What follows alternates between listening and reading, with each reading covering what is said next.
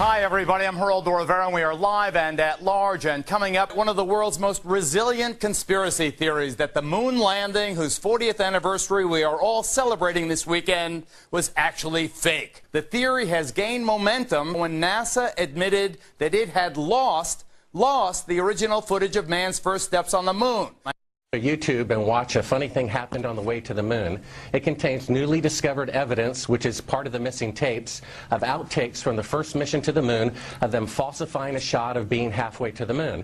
You have to ask yourself, if Lindbergh flew across the Atlantic in 1927, would it be 50 years before anyone of any nation on Earth flew across the Atlantic in an airplane? And that's what we're to believe. If it were so easy to go to the moon 40 years ago, there would be bases there by now, by the United States, Germany, China. Hold on, Bart. So you're saying, and you know, it's an argument that has some resonance, that if the moon landing was possible 40 years ago, why haven't we replicated it very often since the initial landings between 1969 and 1972? Is that your basic point?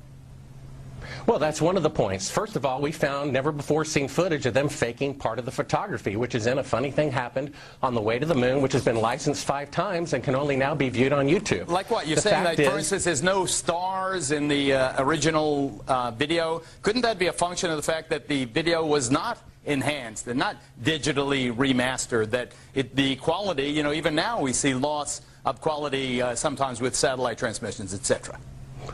Well, their excuse that there are no pictures of the stars because the iris was closed is true.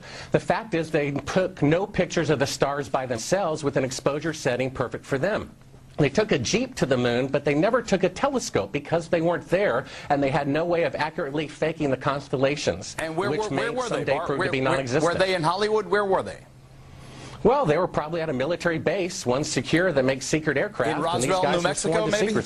It could be. Well, you know, you say you're open-minded. I hope you got a chance to watch the film. No, dude, listen, I'm listening. Footage. I am absolutely listening. But let me bring in someone to help you. Have you seen the movie? I haven't. I don't go to the movies very often, and that's not the top of my list. No, the DVD of the fake photography. Oh, I haven't. But we'll show everybody whatever we have. Let me bring on someone to assist you. My next guest, Aron Ranen, started out believing the official version of history, which is what I and most people believe. But interestingly enough, but let me interrupt myself, in 1999, when they took a Gallup poll of whether or not Americans felt the moon landing was fake, 6%, only 6% said they thought it was fake.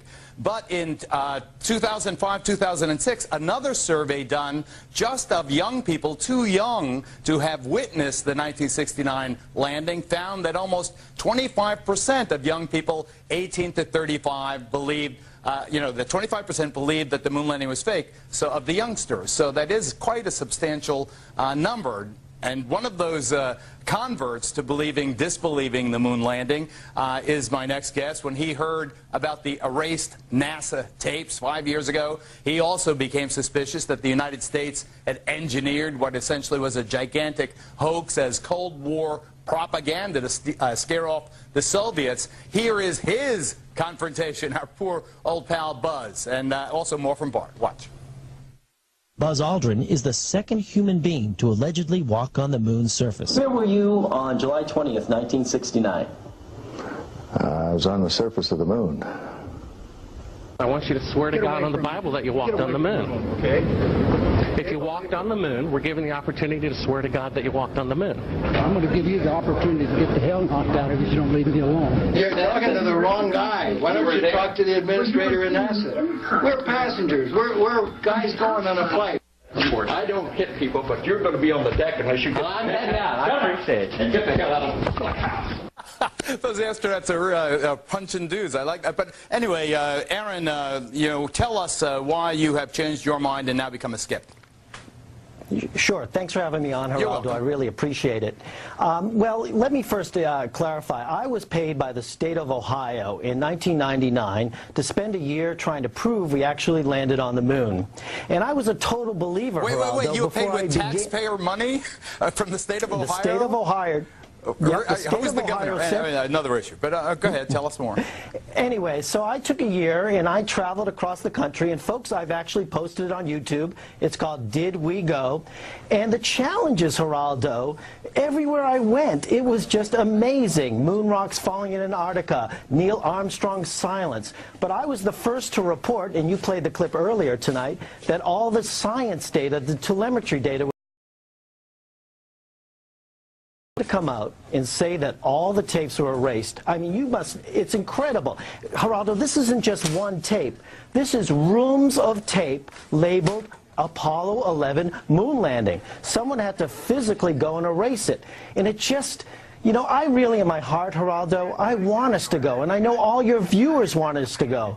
But if you watch my film over and over again, and I don't know if you have the clip of me trying to laser range off the moon, but even after I successfully laser ranged off the moon, it turns out the Russians had landed all these unmanned probes on the moon with laser reflectors.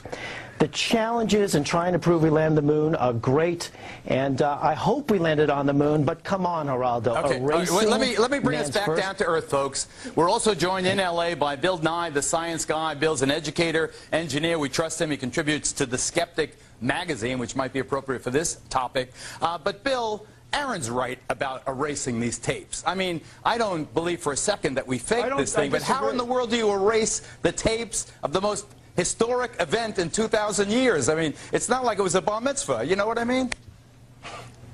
So let me start with this. What tape are you showing if all of the tapes were erased? Well, they lost them for 5 years. No, they found them in the files, they said, in Australia, and they're enhancing those. I mean, it seems, you know, it gives I can clarify that if you want. No, okay, it's my turn, kids. Okay. So what happened apparently is they lost one tape, and it was in Australia, which is part of the Deep Space Network, the DSN. And this is these are NASA tapes, literally on the other side of the believe quite reasonably that this tape was especially high quality, and it got lost. Stuff happens. It's 40 years ago. It does not in any way qualify as evidence that NASA faked it. By the way, I watched both of your YouTube videos. I must say, remarkably uncompelling. I got to tell you, hardly any evidence at all there for me that the stuff was faked. Okay, by the quick way, rebuttal if you were from fake it, why would you fake it six more times? Bart Sibrel, you want to quickly rebut? Yeah, well, basically, according to NASA, every single TV tape from every single moon mission is lost. Ask Ron Howard. He's the one who asked for them to be transferred for 70mm projection. Okay, that's and Bart. if you watch Aaron, his movie about the moon landings, 95% of it is reenactments. Aaron. Yes. Final statement. Well, first, let me build the big picture for everybody. Don't build the big picture now. Make your final statement. Okay.